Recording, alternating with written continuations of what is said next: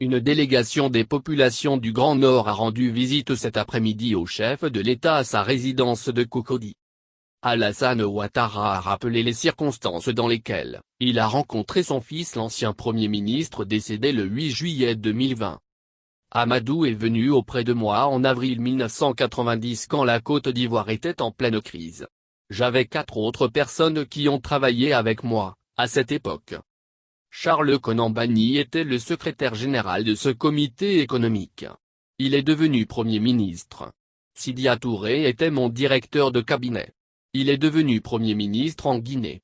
Pascal Koupaki était le directeur de cabinet adjoint, dudit comité assistant du gouverneur. Il est devenu Premier ministre au Bénin. Évidemment, notre fils Amadou Gon Coulibaly, qui a continué avec moi, a franchi toutes les étapes jusqu'à sa promotion au rang de Premier ministre, en janvier 2017. La Côte d'Ivoire a connu à cette période une crise sans égale. Tous les Ivoiriens avaient peur de l'avenir. Le pays était en pleine déconfiture.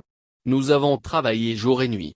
Bien évidemment, après que les élections ont eu lieu, le président Houphouët m'a nommé moi-même Premier ministre. Et nous avons continué ensemble.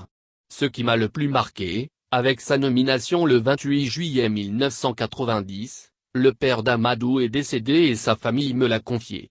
Pendant 30 ans, nous avons cheminé ensemble. Que ce soit dans les hautes fonctions, dans l'opposition, l'exil, au Golfe Hotel jusqu'à ce que nous puissions occuper les fonctions pour lesquelles le peuple de Côte d'Ivoire m'a confié son destin, en 2010. Donc vous comprendrez qu'avec une si longue période d'affection, que son décès a été un choc pour moi, a expliqué Alassane Ouattara. Malgré le choc qu'il ressent, le chef de l'État croit remettre tout à Dieu. Bien évidemment, nous sommes tous des croyants, nous croyons au destin et à la volonté de Dieu.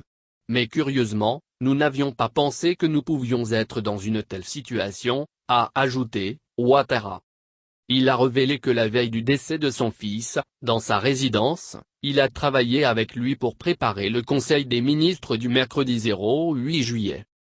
Après avoir passé en revue l'ordre du jour, nous avons commencé à voir son programme de campagne. Je lui ai dit, Amadou, j'ai bien réfléchi pendant ces 2 mois d'absence, et voici ce que nous allons faire. Tu passes le mois de juillet à reprendre contact avec les uns et les autres. Et au mois d'août, nous commençons l'activité politique.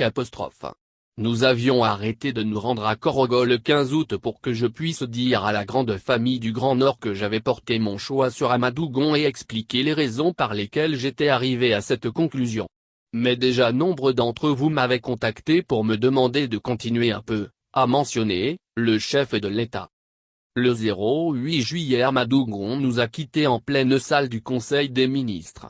Ayant terminé l'ordre du jour du Conseil des ministres, nous étions dans la salle et après avoir passé en revue brillamment tous les points comme il sait le faire, il a indiqué que l'ordre du jour était épuisé et qu'il n'y avait plus d'autres points.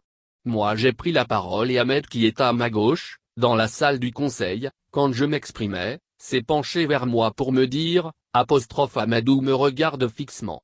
On dirait qu'il ne va pas bien, si vous pouvez écourter votre intervention. C'est ce que j'ai fait et nous avons terminé le conseil.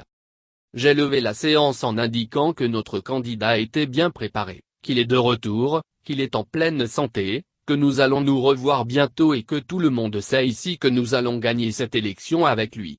Je continuais en disant, Amadou et Ahmed, retrouvez-moi dans mon bureau. Voici les dernières paroles que j'ai adressées à Amadou et son frère Ahmed qui étaient à côté. Quand 10 minutes après je ne le voyais pas, nous sommes descendus tous les deux. C'est là que nous nous sommes rendus compte qu'il a eu ce malaise qui était suivi d'un infarctus, et qu'il nous avait quittés, a révélé le président de la République en présence des parents d'Amadou Gon. Il a apprécié la visite de ses parents du Grand Nord venus le réconforter et les a remerciés pour leur déplacement jusqu'à sa résidence. J'ai demandé à mes jeunes frères et sœurs, Gaoz maman et Amadou Koné, de veiller sur la maman d'Amadou Gon, et de faire en sorte qu'elle puisse sortir de ces moments de douleur. J'entends beaucoup de choses, mais je ne voudrais pas rentrer dans des considérations politiques aujourd'hui. Sachez que ma douleur est très grande et profonde. Votre présence m'apporte un grand réconfort. Ce n'est pas facile de perdre un fils en qui on avait mis tant d'espoir et de certitude. Mais, Nous devons accepter la volonté du Seigneur, même si c'est avec beaucoup de douleur, a indiqué Ouattara. Il a demandé à ses hôtes qui ont souhaité qu'il soit le candidat du RHDP à l'élection présidentielle d'octobre de lui donner quelque temps encore pour finir son deuil. Parce que, c'est un moment de grande perturbation pour lui. Le chef de l'État a exprimé sa reconnaissance au peuple du Grand Nord qui lui a toujours apporté son soutien. Je vous demande pardon pour tout ce que vous avez souffert à cause de moi durant les 15 premières années de notre lutte dans notre pays. Allez dire à toutes les populations du Nord que nous devons pardonner toutes ces offenses.